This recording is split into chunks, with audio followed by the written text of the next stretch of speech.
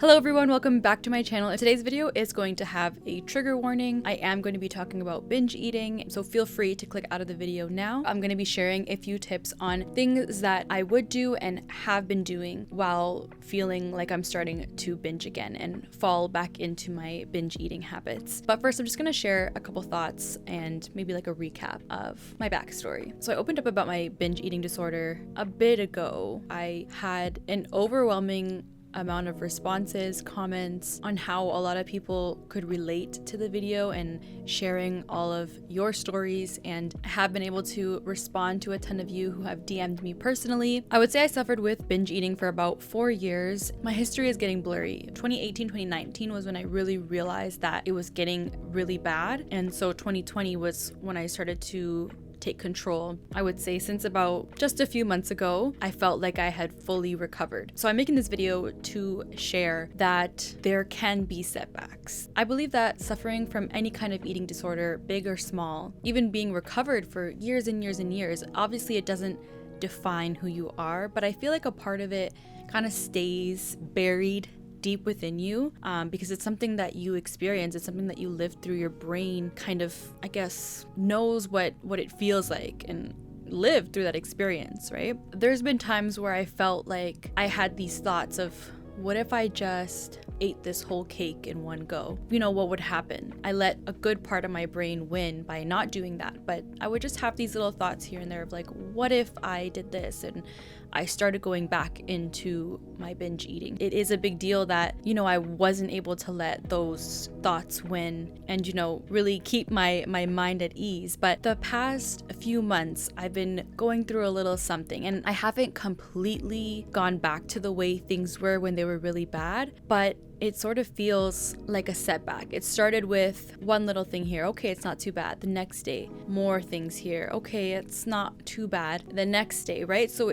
over time, it's just started building up and up and up. And I would feel like I was starting to get into those binge eating habits. And so mentally, I felt really defeated. I was like, it's back. What do I do? If I've been able to climb out of this hole before, I feel more than capable to do it again. But the mentality sometimes that it can give us is just like, I can't. And it's just like, how? I made this video of me sharing how I got through it and how I recovered. And now I'm here feeling like I'm just not in that same headspace. And there can be so many different things going on in your life that can trigger something like this to happen. The feelings, the thoughts. And so if you are going through the same thing, or if you haven't reached that stage yet, I have some tips to share today. I have the paper. So in my shoes, feeling like binging again, what do I do? How do I approach this? The first step that happens is like feeling tempted, For me, the binging happens with a lot of sweets. Sometimes it's normal foods, but most of the time it's sweets. So the first thing is to ask, why? Why am I feeling tempted? Am I hungry? Am I bored? Am I just craving? Almost 9 times out of 10, that's what it is. It's like if I'm just sitting at home and I'm not doing anything, it's like I feel the need to do something. I feel the need to eat something. Okay, that thing finished. Let's go for something else. So it's like when you find yourself in that situation, try to do something that can distract you from feeling the need to just sit there and have the binging episode. If you are hungry, okay, eat, but kind of establish that boundary of like, is it just I'm eating to just eat, or am I eating because I'm hungry? Or maybe even you need to drink water. I've heard that before. Like sometimes it's not that you're hungry, it's that you're thirsty. Have a glass of water. Then see after that, okay, am I still hungry? Am I still wanting these things? I feel like this is kind of like the second part to my first tip. And what happens with me is I find when I don't have full meals, when I don't have something ready, like a full meal of breakfast, a lunch, and a dinner, that's when I have a binging episode. So try to find those triggers, If I don't eat full whole meals, that's when I start to snack. That's when I start to, okay, let me have a granola bar.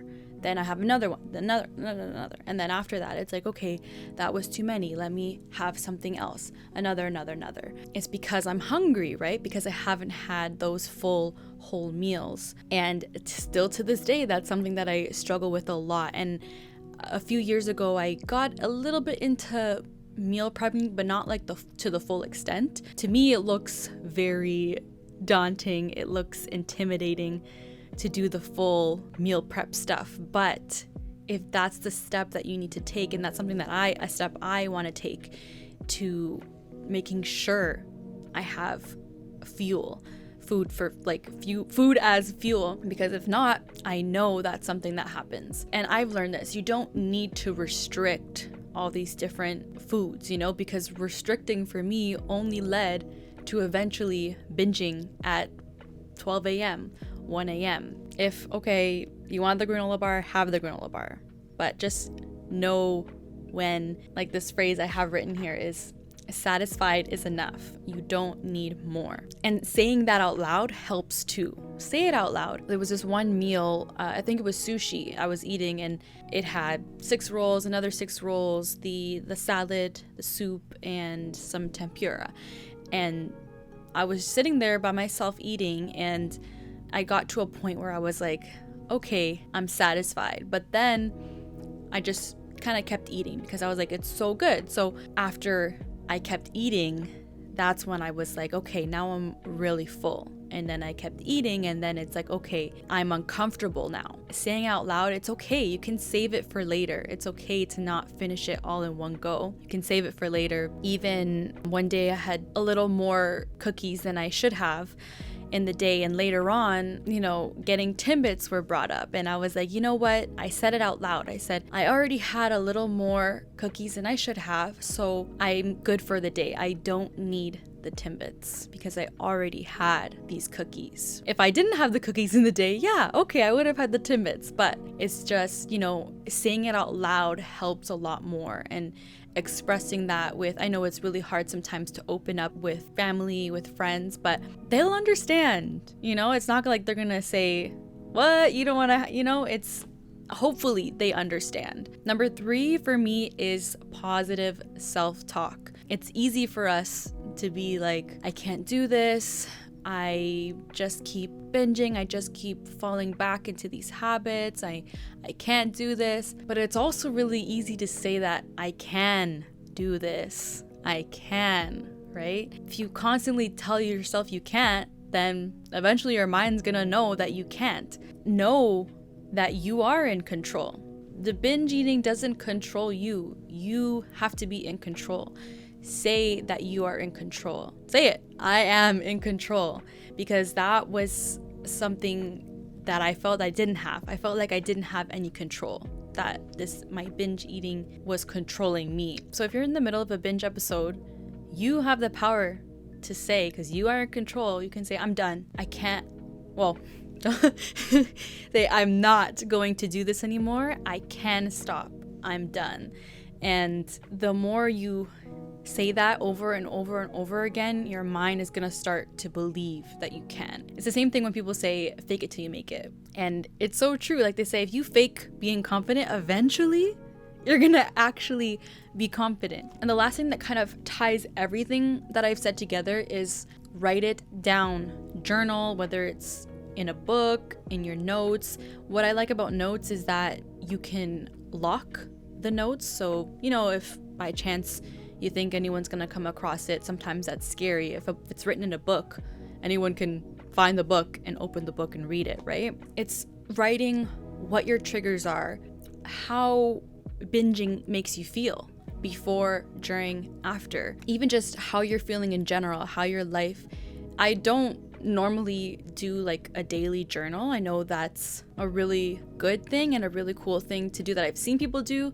I just haven't done it myself, but I have written a lot of stuff, a lot of my feelings down, even things that don't have to do with binging. Right here, I was also suffering with how I was feeling anxiety-wise, overwhelmingness, stress, episodes of being unable to breathe or catch my breath and crying, random feelings of this is da, da, da, da, da. The note that I have where I wrote all my feelings, I must have deleted all the binging feelings because it's all to do with like more anxiety feelings. I know I had it somewhere. I definitely poured a lot of my feelings in that video, which I will link if you would like to watch that one as well. Like coming to terms with it and watching a YouTube video just like the one I'm making now, that one was kind of to identify what this was, because I didn't even know, you know, like they teach you in school, but like you don't know until it's like it's happening to you or even someone close to you. So even then you don't know. When you think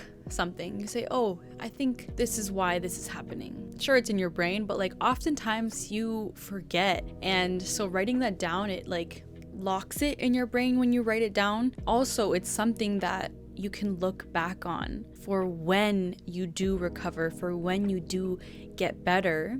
You look back and say, wow, this is what I was going through, and look at where I am now. That's something that I really love about writing stuff down.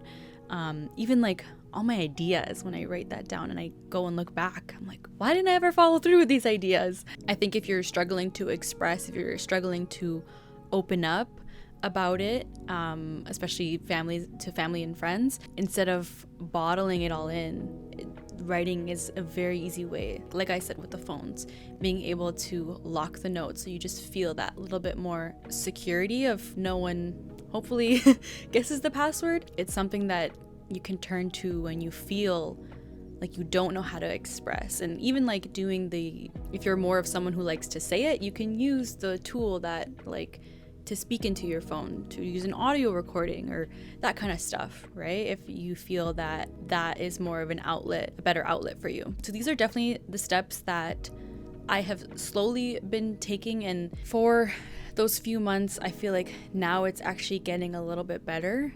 Understanding, even sitting here talking is like so therapeutic for me. But yeah, these are definitely some steps that I will be continuing to do, because sometimes it's like, okay, I thought I was recovered for 2 years now, but maybe I did need that little extra reminder, that little, you know, consistency of the good mindset.